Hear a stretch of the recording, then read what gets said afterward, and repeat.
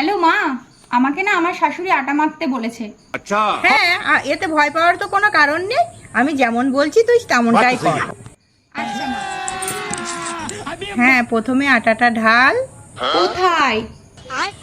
আরে তোর মাথায় ঢাল। বিয়ের আগে কতবার বলেছিলাম কাজটা শিখে নে মনা, কাজটা শিখে নে। তুই আমার কথা শুনেছিলি? আচ্ছা আচ্ছা, বুঝে গেছি বুঝে গেছি। এবার কি করব? এবার বাটি করে জল ঢাল। কোথায়? ওই আটাতে।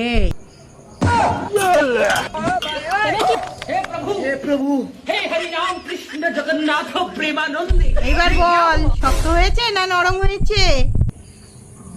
নরম নরম লাগছে তো। তাহলে একটু শুকনো আটা দে। रुको जरा सबर करो।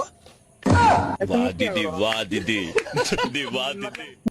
এবার কেমন হয়েছে বল তো? ভালো মাখা হয়ে গেলে ছবি তুলে আমাকে পাঠা। আচ্ছা মা।